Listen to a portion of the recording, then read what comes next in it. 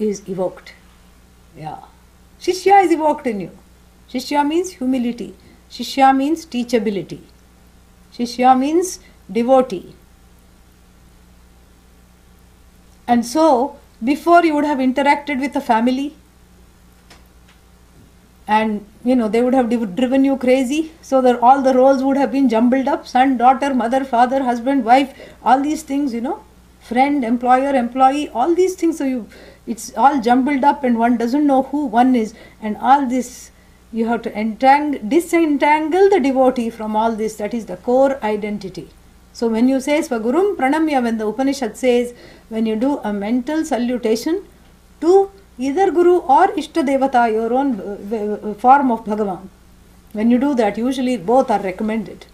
That means that you let go of the other identities and reaffirm this particular identity. You reaffirm this identity. And when you reaffirm this identity, the devotee is invoked and you are finally ready for meditation. So we will try a little bit of what they are telling us to do and see what that feels like. You can turn off the lights and we can do that.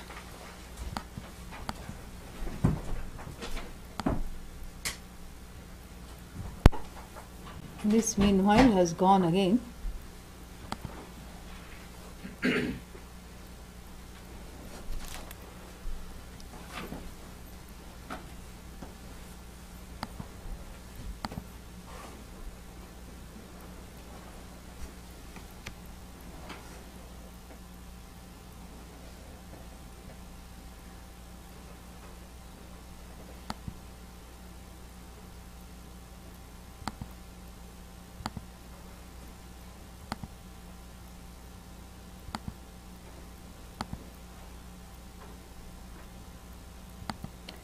Please be patient, because if we go out for whatever reason, we will come back. We will come back.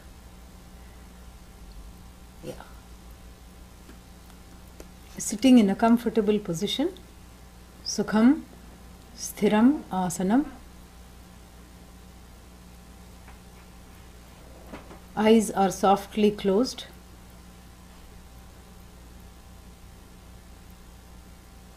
Head, neck and back are in a single straight line.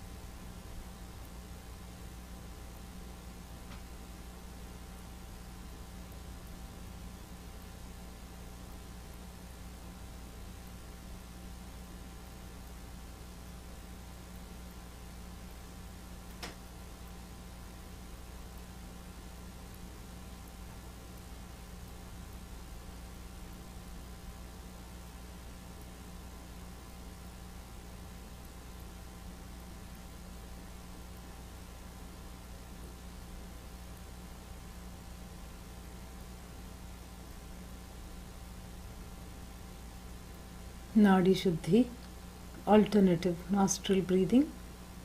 Close off the right nostril with the thumb. Inhale, close off the other nostril with the last two fingers. Exhale. Inhale again through the same nostril from which you have exhaled. Close that off and continue on your own pace.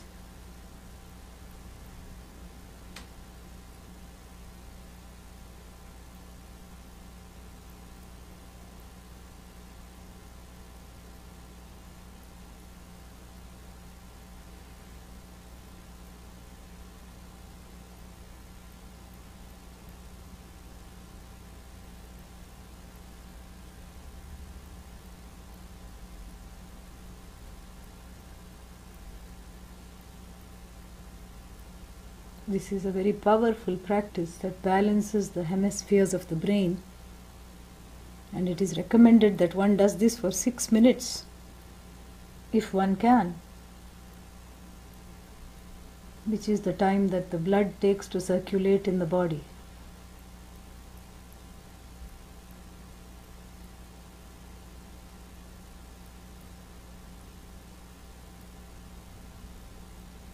The breath is long, deep, and silent.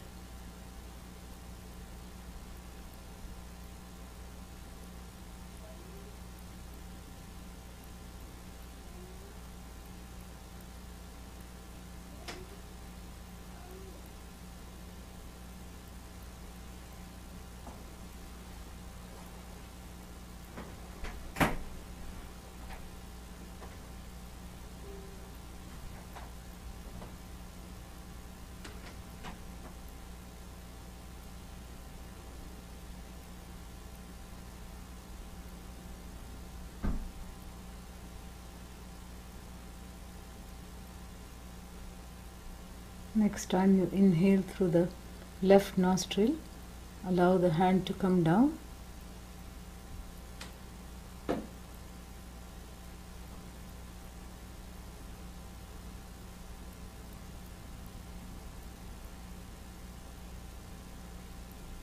This practice called Nadi Shuddhi is very important for inner Shaucham,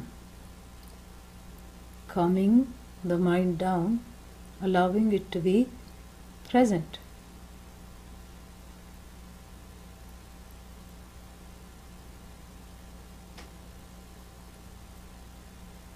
Next, I start by watching this body.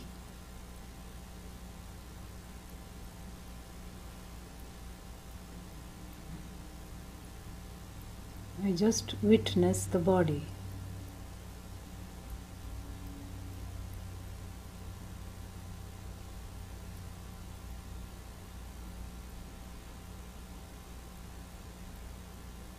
Head, neck and shoulders, I just watch. Front of the torso,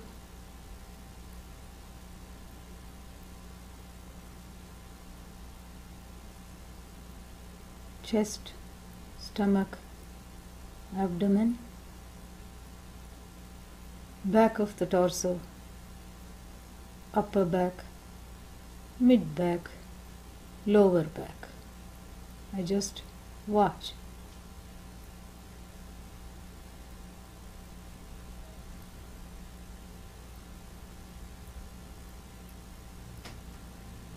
Right arm, elbow, forearm, fingers. I just watch. Left arm, elbow, forearm, fingers. Right leg, thigh, knee, calf, ankle, foot. Left side, thigh, knee, calf, ankle, foot. Now I look at the whole body as though I'm sitting in front of a full-length mirror.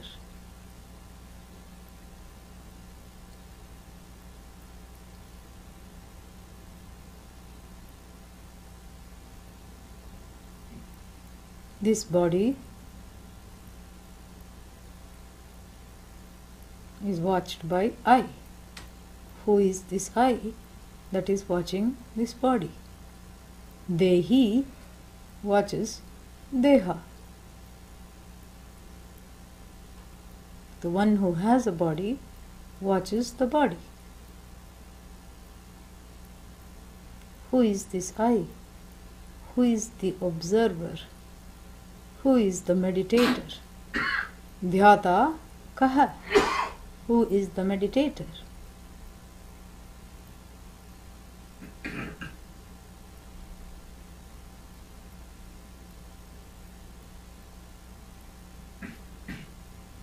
From the body, I move to gently watching the breath. Without changing the rhythm of the breath, I just watch the breathing.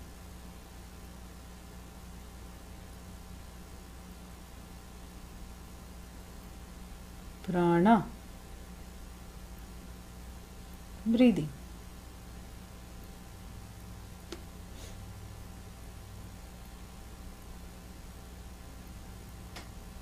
Prani, the one who wields the prana, is watching the prana.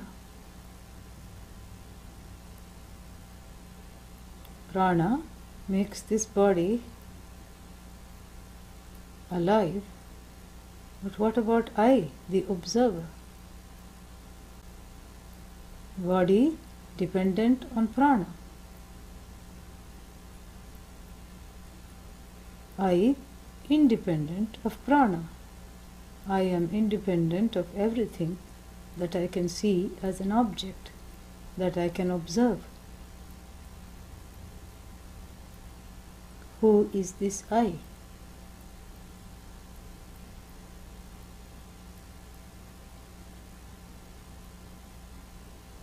Chidanandarupa Shivoham Shivoham.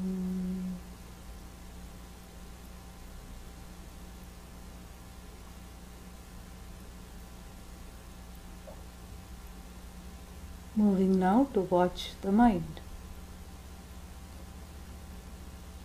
Let the thoughts come, let the thoughts go. I stay with the observer, the one who watches the mind. I am the witness of the thoughts rising and falling, just like I was the witness a little while ago of the breath rising and falling.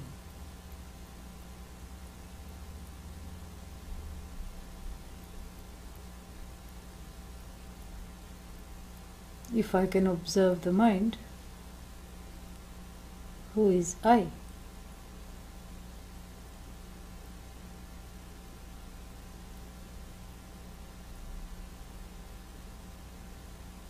Each time the mind goes away to follow the thought, make it come back to the observer, the witness.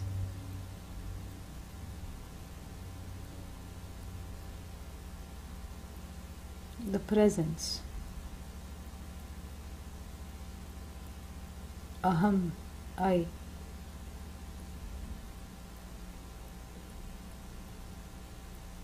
And when I am able to observe the thoughts,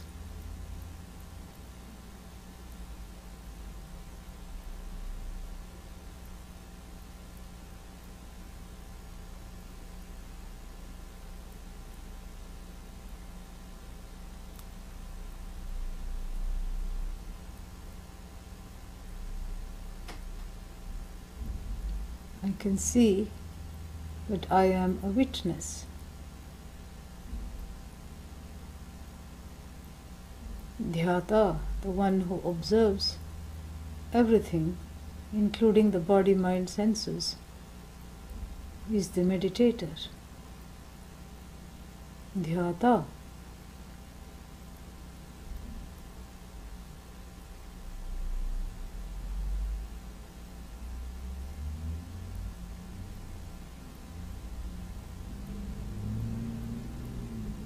In this mind,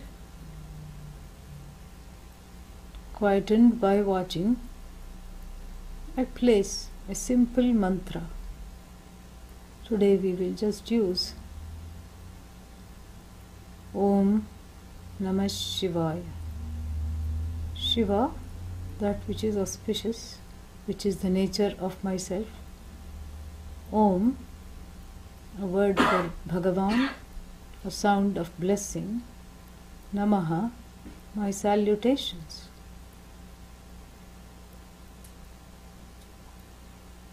I place the mantra in the mind. First we will chant loudly, a little less loudly, softly, in a whisper, and then mentally, and we will do a few rounds of that. Om Namah Shivaya, Om Namah Shivaya, Om Namah Shivaya, Om Namah Shivaya, Om Namah Shivaya, Om Namah Shivaya, Om Namah Shivaya, Om Namah Shivaya, Om Namah Shivaya, Om Namah Shivaya, Om Namah Shivaya, Om Namah Shivaya, Om Namah Shivaya, Om Namah Shivaya, Om Namah Shivaya, Om Namah Shivaya, Om Namah Shivaya, Om Namah Shivaya, Om Namah Shivaya, Om Namah Shivaya.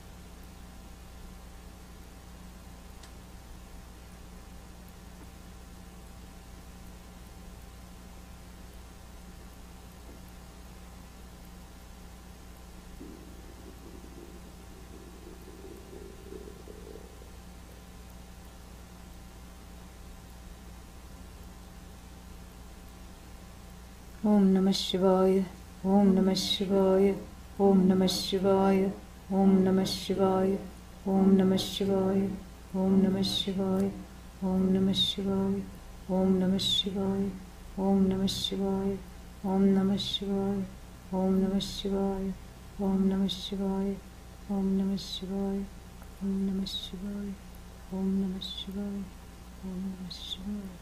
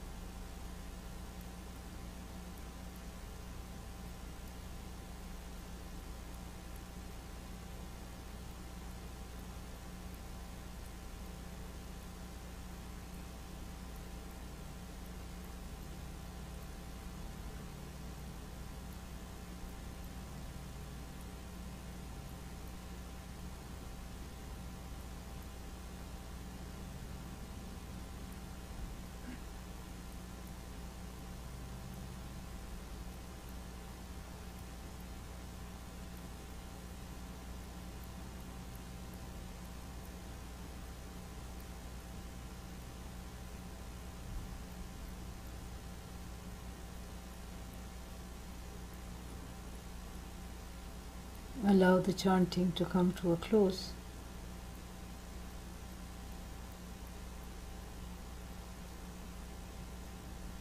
Chanter, chant. Chanter merges into the chant. The silence between two chants is nothing but the Svarupa, the nature of the chanter. Chant is consciousness, silence consciousness, chanter consciousness.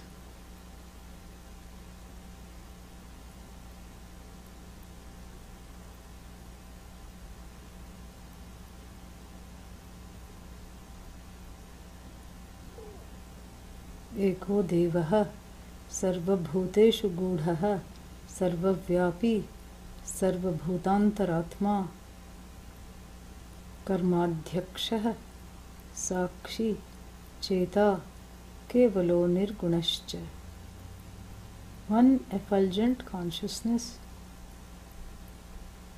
in all hearts, hidden, all pervasive, the truth of everyone and everything, that which unfolds as the law of karma, the witness of everything. Kevalaha, that which is the only thing there is, from which we have the word Kaivalya, oneness, onlyness, that which is free of all forms, all attributes, that is myself. That is the meaning of the word aham, I.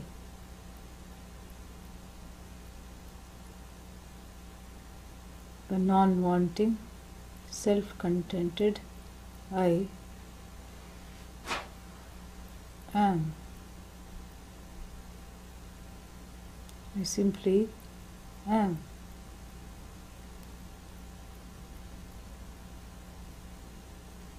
Om Shanti Shanti Shanti. Harihi Om Shri Gurubhyo Namaha. Harihi Om. When you are ready, you can open the eyes. Somebody please turn on the light.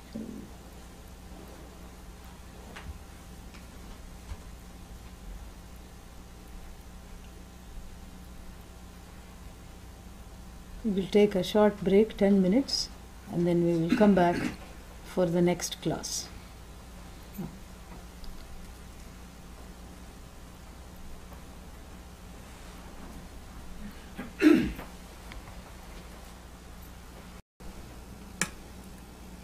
Oh,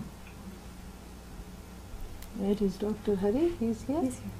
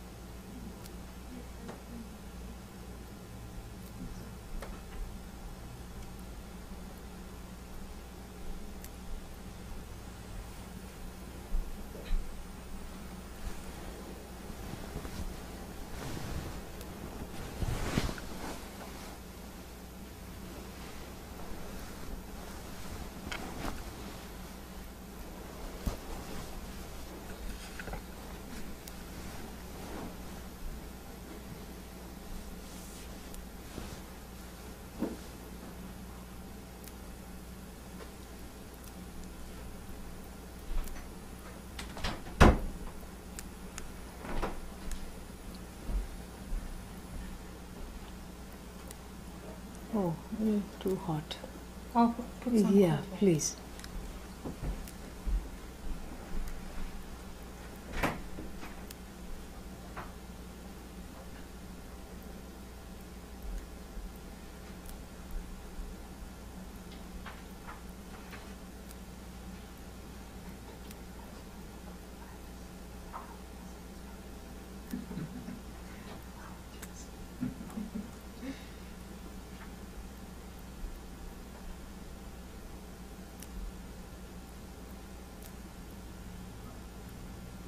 Which sloga today? Which number? Sloga number. Mantra number 5 onwards. 5 we are almost done. We will go to 6. I hope. Yeah. 4 and 5. I hope we will get to 6 today. We can always hope and dream.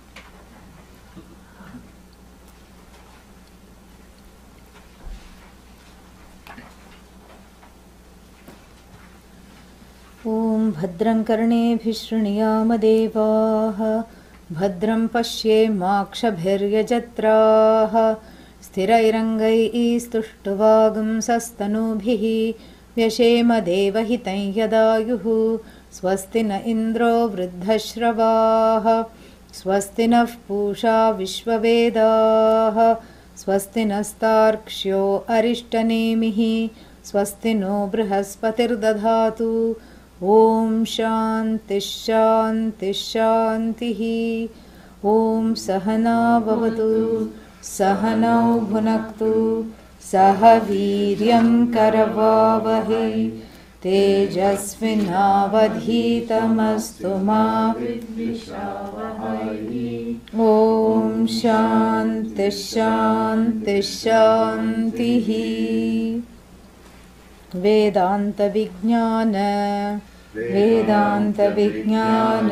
सुनिश्चितार्थाः संन्यासयोगात् Sanyasa-yoga Yataya Shuddha Sattva Yataya-shuddha-sattva Te Brahma Lokeshu Te Brahma-lokeshu Parantakale Paramhantakale Paramrita Paramrita Parimuchyanti Sarve. Parimuchanti sarve. Yeah, so this we have seen more or less a few couple of words we have to see. One is, so Shuddha Sattva, we saw that the people who have no ragadveshas or whose ragadveshas have been tempered down by the knowledge, suspended so that they are not active. Active means what? They are not in the way of the knowledge. So Shuddha Sattva Aha, which is both a product of the knowledge and a preparation for the knowledge, otherwise there is no, what is the Shuddha, you know. So Shuddha means the Antahkarana Shuddhi is being talked about here, where the strong preferences for these three things which we saw in the last verse, what are they? Strong preferences for what? Lokaishana. And then Vittaishana, Putraishana and Vittaishana. These strong preferences for these three things, progeny, wealth and various fields of experiences to keep roaming around, come in the way of one's desire for the knowledge. So when you give up those desires, then what happens is there is a Shuddha Sattva, a place which is just available for learning, because the dire pressure created by these desires are absent, and so the desires are all focused towards finding out the truth of oneself, because that is the ultimate desire. There is no other desire really. Even through wealth you are seeking the self, even through lokas you are seeking the self, even through putra, progeny you are seeking that alone. So these are the Shuddha Sattvas for whom the desires no longer create any pressure. And then what happens? Parantakale. Antakala is the end of the body of the regular jivas. That is called Antakala. Good old time of Ram Naam Satya Hai. Where the body is put in the ground, under the ground, or put on the pyre. And then what happens to those people? Is it really Antakala? No. The Sukshma Sharira, what is the Sukshma Sharira? The subtle body travels. And traveling, what does it do? According to its vasanas, according to its karma, it goes to various places. And having gone to various places, what does it do? It just takes on another body. And then after that, what does it do? Take on another body. We can be here the whole time today and still keep on, it will not be ending. It's an endless life. So that is called Antakala, because it's not really the end. It's an end of a particular form and a name, but it's not the end. So what is the end then? Parantakala. Where you know that you are para, and so that Antakala is very different. Because what happens is that there is no coming back. Because the subtle body, it doesn't have the driving force of desires, because all desires are really to know oneself. We have established that, we have seen that. All desire is for the limitless, and that limitless being yourself. Once you know that, once you inquire into the nature of the desirer, the desires become vibhuti. Vibhuti means glories. Because one can argue, Lord Krishna also has desires. How? Because he is always playing this, flute. Without flute you can never see him.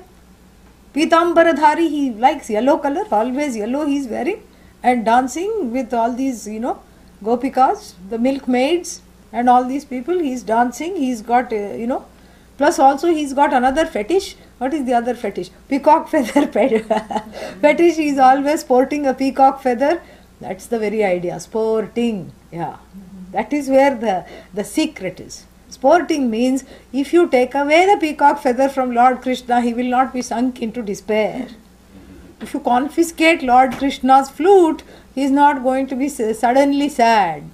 He's not going to say, I just, cannot live with this peacock feather. I cannot live with this flute, without this flute. Without this flute, I am adhura. What is adhura? Half. Yeah. I need this. We have to go to the mall and buy a new flute immediately. He is not going to say that.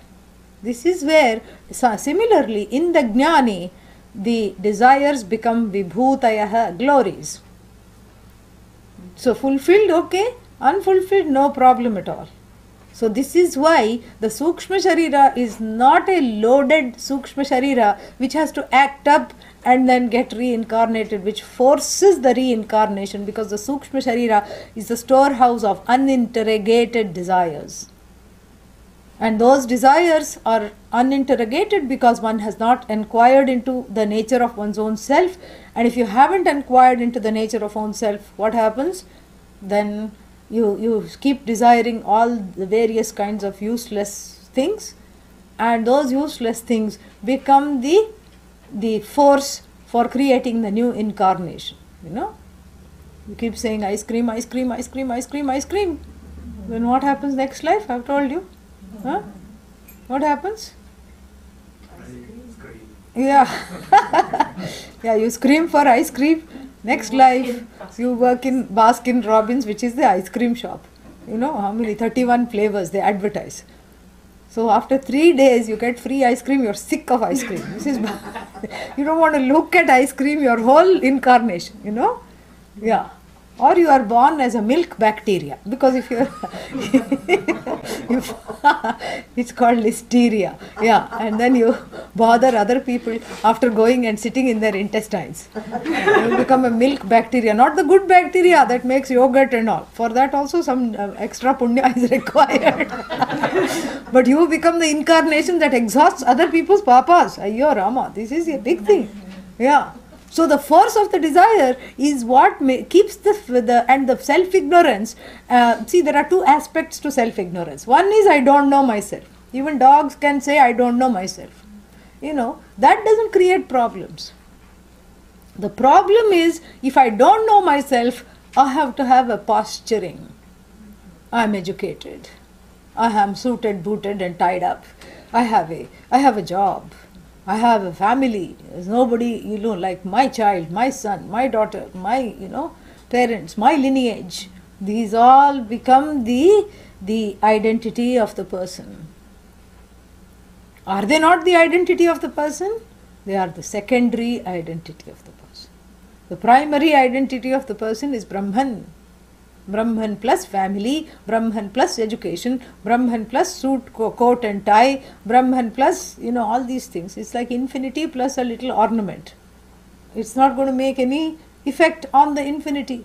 So then, if I don't know that I am this limitless, then I take myself to be what I am not. The first problem is agrahanam. The second problem is called anyatha grahanam. In the animal world, you find agrahanam. But only for human beings there is anyatha grahanam. Yeah. The second portion of ignorance. Not knowing who I am, a costly mistake. But an even costlier mistake, therefore taking myself to be what I am not. Very boring. And this is what happens. This is why the incarnation is being forced, because in this life one has taken oneself to be what one is not.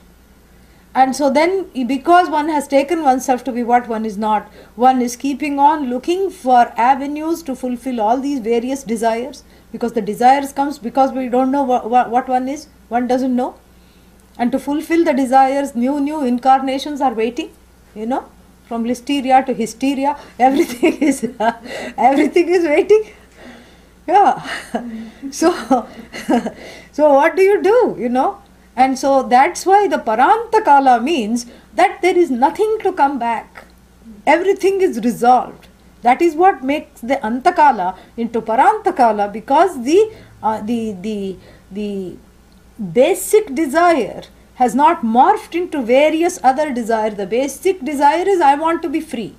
Moksha, that is the basic desire. So the intense longing to be free and the proper effort towards gaining this freedom, the knowledge, those two things being there, then that longing is fulfilled when When is the longing to be free to fulfilled? Here or in heaven?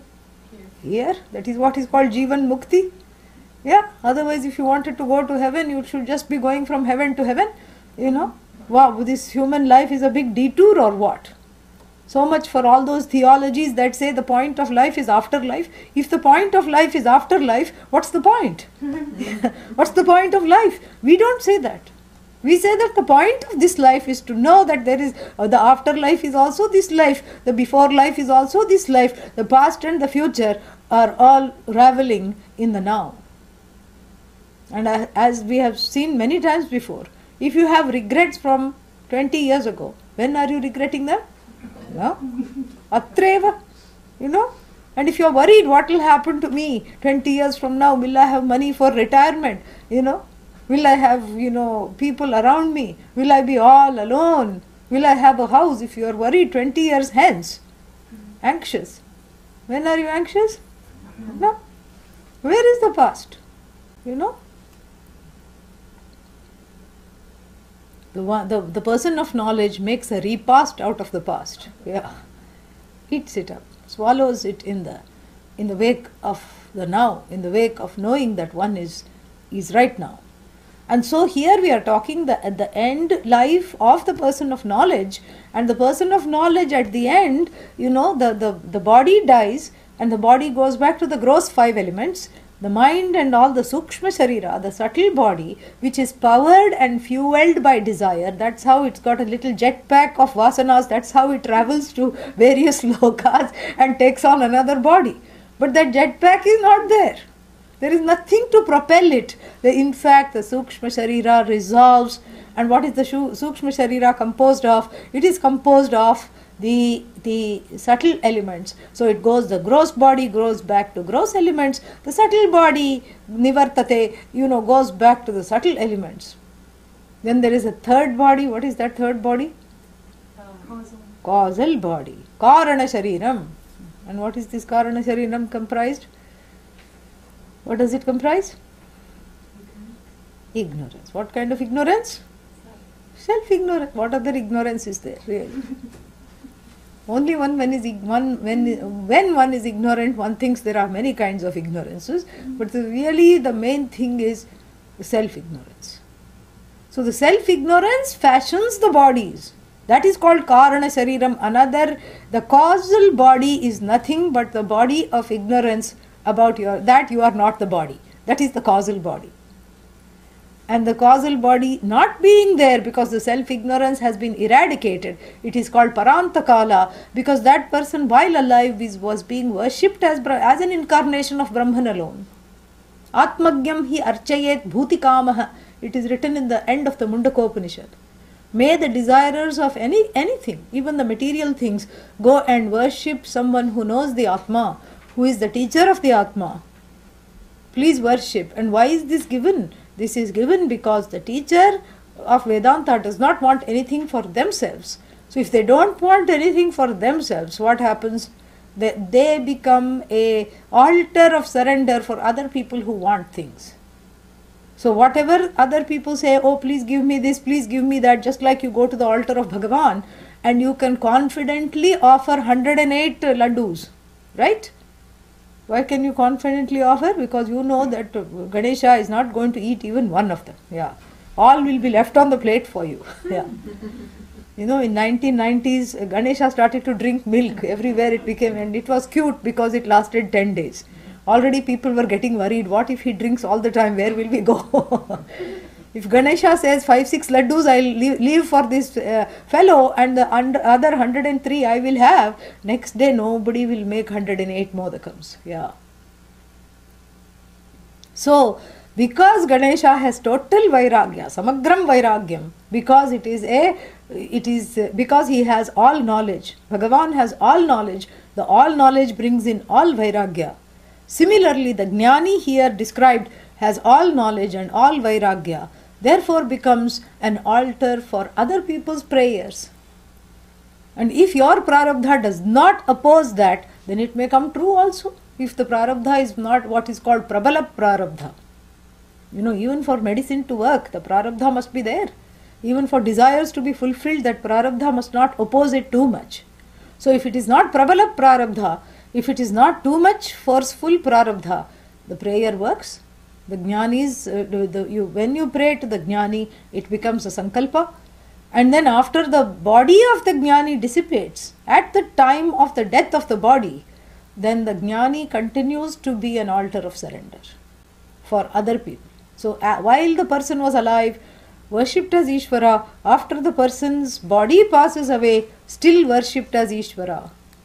Te brahmalokeshu vishanti. Vishanti doesn't mean enter, although the word vish means to enter. But here it is not enter, it is become, they know that they are one with Brahman. And brahmalokeshu, is that plural or singular? Plural. How many Brahmans are there? One. Yeah. Even that one to know, it takes several lifetimes. And here brahmalokeshu vishanti paranta kale. What does this mean? Well, it's brahmaiva lokaha brahmalokaha. It's not brahmanaha lokaha. It is not sixth case. That the loka of Brahman we should not take. The loka that is verily Brahman, like that. Karmadharya, brahmaiva lokaha, brahmalokaha. And in this loka, it is transformed into plural, because this loka, the Upanishad doesn't want us to think that this loka is somewhere there.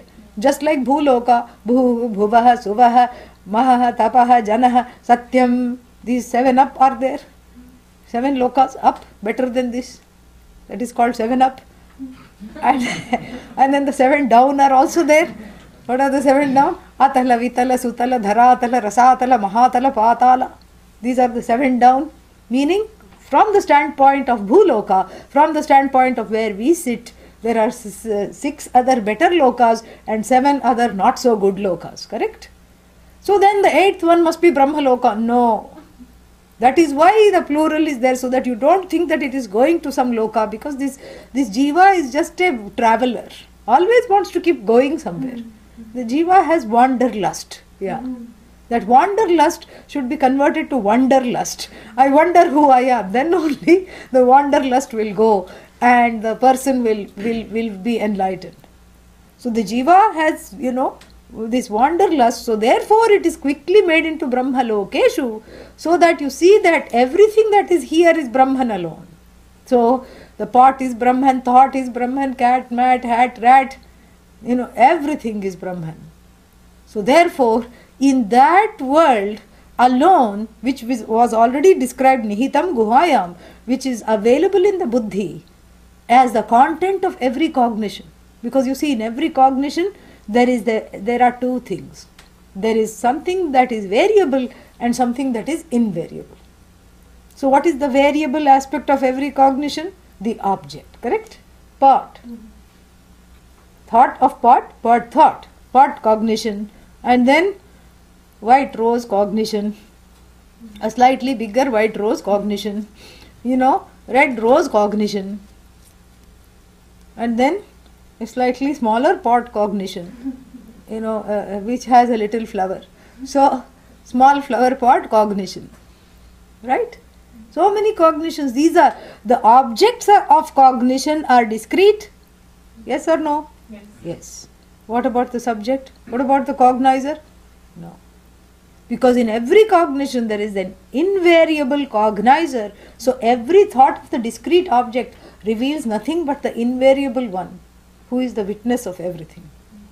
So therefore all these things, brahmalokeshu, these objects of cognition which is not separate from the subject, in that the person, paramritaha, means having gained that limitlessness as themselves. First is amrita. Amrita means a relative immortality. After plastic surgery, you gain a new lease of life. You gain a kaya kalpa. So you gain a new lease of life. And then after some, you go join a gym and do some yoga and little less bhoga, little more yoga. Then you gain a new lease of life. This is what happens after the, after every doctor's visit. So we have the Dr. Hari coming and telling us this is how you have to live, and there is a new renewed interest in becoming healthy. And after all listening to all these talks, one gets extra enthusiasm, and then one starts to do all these things. That is called maybe Amrita, relative sense. But here we are talking of Paramrita, from gaining which there is nothing more to be gained. Even facelift, they say you have to do every 5-10 years.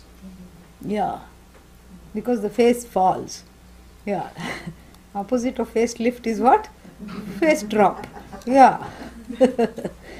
So it drops. So each time it drops, you have to lift it and prop it up with all kinds of stitches and things. And so the Paramrita means that which doesn't require to be fixed up, because it is you. The only thing that doesn't require to be fixed up is you, upon which the body, mind, sense depends.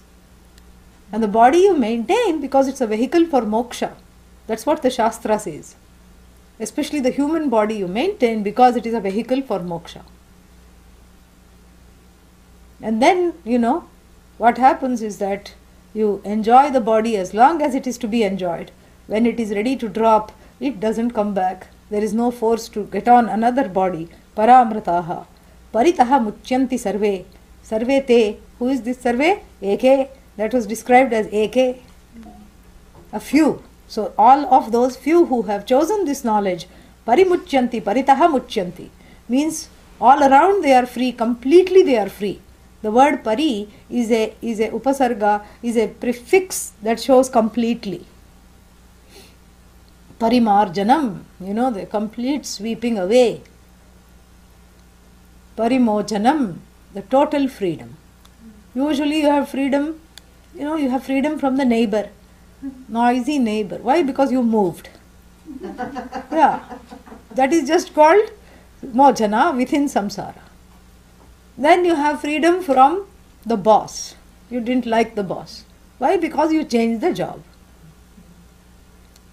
Then you have freedom from the significant other. Why? Because the significant dropped and only the person remained other. But these are all temporary freedoms. Because after you move, what happens? The new house, there is a new neighbor. Yeah. Chitragupta always gets you. He is the lord of karma. Yeah, new neighbor, little more noisy than the old one. And in the new job, the new boss, previously male boss, now female boss, or you can take it the other way around, previously female boss, now male boss. Only body has changed. The inner makeup of the boss exactly same. Exactly same means what? Exactly exacting of you. Exacting work. This is what it is. Then you drop one significant and get another significant other. Then what? Same thing. Old wine inside another bottle. Why? Because certain karmas have to be resolved. Yeah. Certain karmas have to be resolved. That's why in our tradition we know better, It's not that somebody said, oh, divorce rates are low in India because, everybody just is so passive and they just believe in karma and they just this thing. No, they just know better than to fight with fate. That's all. They know better. It is not out of passivity. Karma is not supposed to encourage passivity. It is a shock absorber. Yeah, even if the shock happens to be the significant other, it helps you absorb that shock. This is what it is. It helps you to grow despite living with that person. You grow. So in fact, you have to be grateful to who you are married to because you are growing as a result of them. And so this is what the whole thing is. Very beautiful. It's so beautiful. So parimucyanti is not just this temporary freedom from mosquito, freedom from, another biting individual, freedom from bugs and bugging people. This is not the freedom we are talking about. Parimucyanti, from where there is no complaint at all because I have understood the nature of myself. Parimucyanti sarve. That is what the verse number 5 is. Then this Upanishad is very interesting. What it does is that it starts to teach meditation before the knowledge. Yeah. So in some other Upanishads, general rule is first it gives the what's its name? The vision of the Shastra. It gives the vision of that wholeness. It gives the vision of the oneness. And having given the vision of the oneness, of course, the Murkha student who has not yet understood will raise the hand and say, I know I am Brahman, but how to experience it? And then, because they have not understood what this Brahman is, and that the Brahman is not an object to be experienced, but the very knower, the subject, the content of the knower, known knowledge, that is not understood. So to prepare the mind further, the meditation is advertised. Here, ulta. This is a different Upanishad. Here the meditation is advertised so that one can prepare for the knowledge. So when the teaching is given, it is understood. So do you think the Upanishad can bypass the need for meditation after giving the knowledge because it has given the knowledge of the meditation before? No. So what does it do? It sandwiches the meditation between the knowledge, in between the knowledge. So you just like you have bread and inside you will put vegetables and Subway, yeah? So inside you will have all these vegetables and all the things and a few jokes to help assimilate, like they put butter or something like that. So the jokes help the assimilation of the whole thing, so that you don't start hiccuping in the middle of assimilating this sandwich of knowledge. So on either side there is meditation, and inside the main thing is given, nicely packaged with the meditation. It's a very beautiful method, very unique. In other Upanishads it's not there. So you enjoy this now.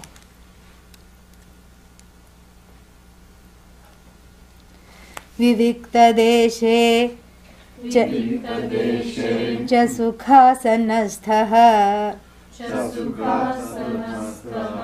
शुचिः समग्रीव शिरः शरीरः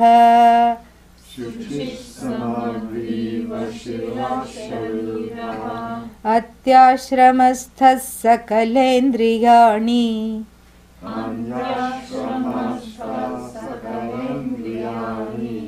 निरुध्य भक्त्या स्वगुरुं प्रणम्य.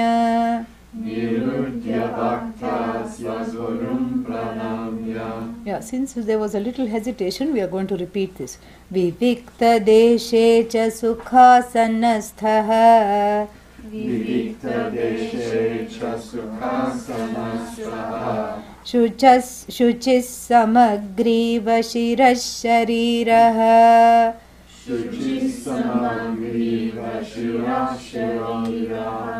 अत्याश्रमस्थः सकलेन्द्रियाणि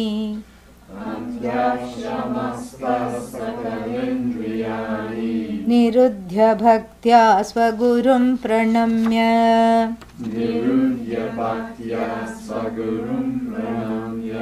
हृत्पुण्डरीकं विरजं विशुद्धम्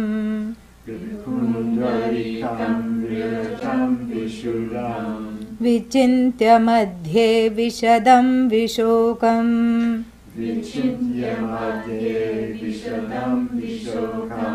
अचिन्त्यमव्यक्तमनन्तरूपम्.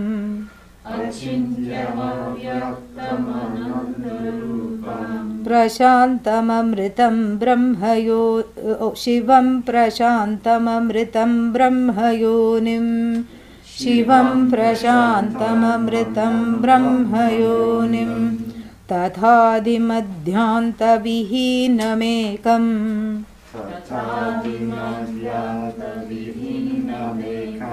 विभुं चिदानन्दमरूपम् अद्भुतम्.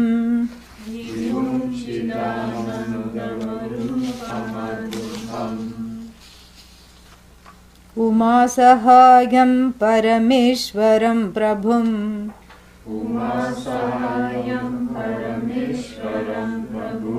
त्रिलोचनं नीलकण्ठं प्रशान्तम्.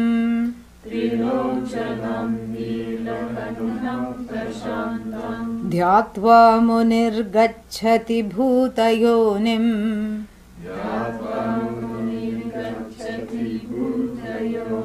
Samastasakshim tamasah parastat. Samastasakshim tamasah parastat. I was looking for the verb. Yeah, there's only one verb for all these three verses. So until you get the verb, the sentence is not complete. So that's why these three have to be studied together. Finally, I got the verb in the second last line of the third verse, Gacchati. Finally, I kept looking, where is it? Because it was Dhyatva, having meditated, Drishtva, having seen, having done this, having, done that. But then finally, Gacchati came. Abba, this is how to do Padavicheda. This is how to understand Samskritam. You catch hold of the verb. Gacchati. Gacchati means what? Goes. Then on top of that word, the verb, then all the other things can be nicely put. So then Gacchati begs a question. What is the question you will ask? Yeah, Kaha Gacchati, who goes? Yeah, who goes? What cannot go because what is inert? Who goes? Yeah. So then who goes? Munihi Gacchati. Munihi Mananashilaha, the sage goes. Goes here means attains, Then you can ask other questions. How does the sage go? Where does the sage go? What does the sage attain? All these things comprise the next three verses. So I'm going to jump around because there's only one verb. It gives me the freedom to go all over the place. So don't expect that it will go verse 1, verse 2, verse 3. We're going to jump around so that we can make sense grammatically and then make sense in the way of presenting the whole thing as well. Okay? Yeah. So, Vivikta Deshe, Vijana Pradeshe is the example, is the definition. What is Vijana Pradeshe? Vivikta Deshe. What is Vivikta Deshe? Vijana Pradeshe. Yeah, Ekanta Pradeshe means a place where there are not many people. Vivikta Deshe. And also it can mean, that is our interpretation. That's not exactly what it means. Vivikta Deshe from which is the same root verb where the word Viveka comes from. So after having discriminated and determined an appropriate place. So Vivikta Deshe literally means appropriate place. So what's going to happen if you sit down to meditate in the busiest room of the house? Dining room, kitchen, living room, or right by the front door? What will happen? No meditation will take place. Yeah. Distraction will be more than the meditation. So if you want to sit down for distraction, you can sit down in the Chauraha. Chauraha means where the four corners of four streets meet. Yeah, then you sit down there, you can do distraction, you cannot do meditation. And then Vivikta Deshe doesn't always mean, Vijana Pradesha means generally that is the technical Shastric definition. But it also means an appropriate place. Okay, I'll sit and meditate in the garage. Why? Because nobody is there in the garage. Even the cars, it's so crowded, even the cars I'm keeping outside. This is what happens with most people. The car is outside and what is in the garage, do not ask what is inside the garage. Yeah. Only two things are not there. It's easier to ask what is not there. Lion is not there, tiger is not there. Other than the two wild animals, everything that is, intractable and wild, which does not fit into the house, is in the garage. That means what? All the things I have trouble getting rid of is stored in the garage, correct? Yeah.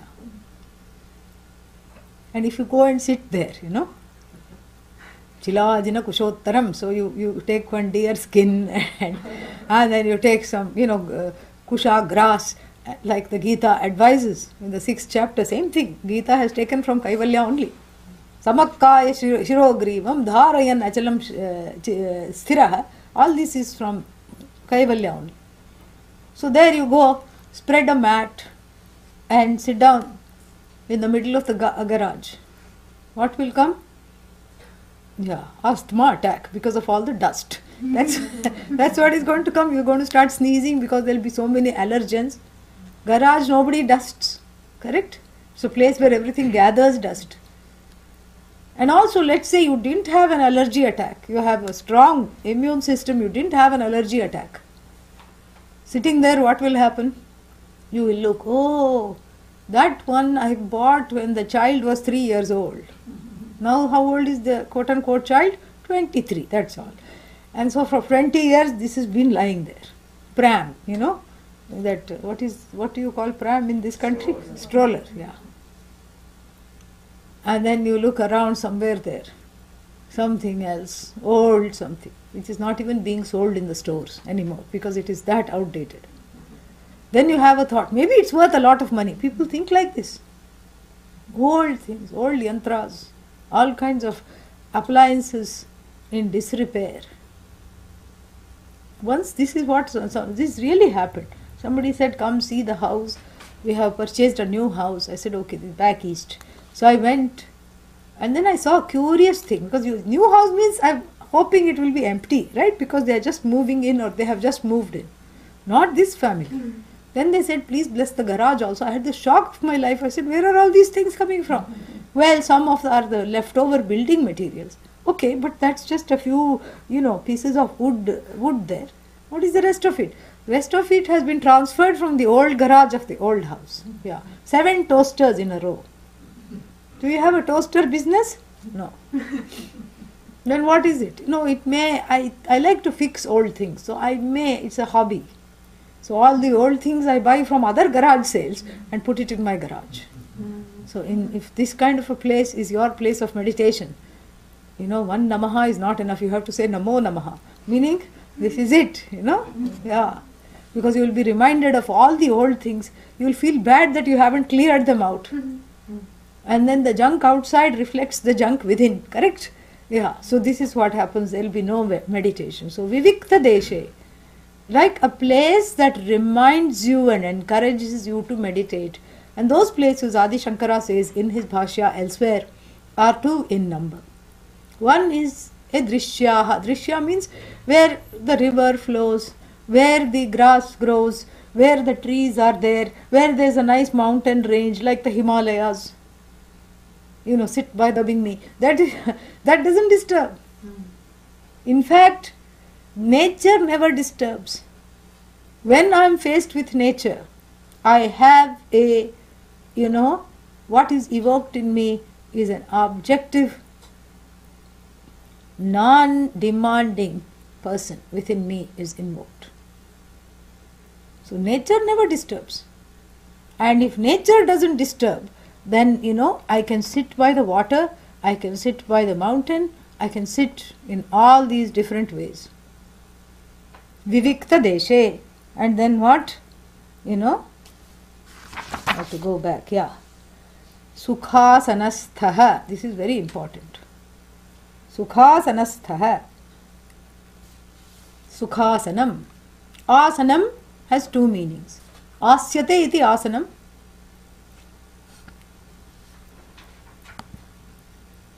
Asyate means that asyate anena iti asanam. Asyate means that upon which one sits. Can you hear?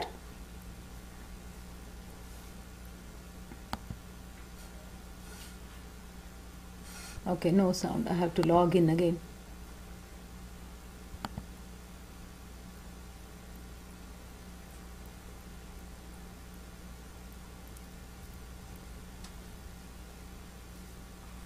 Will it continue to record?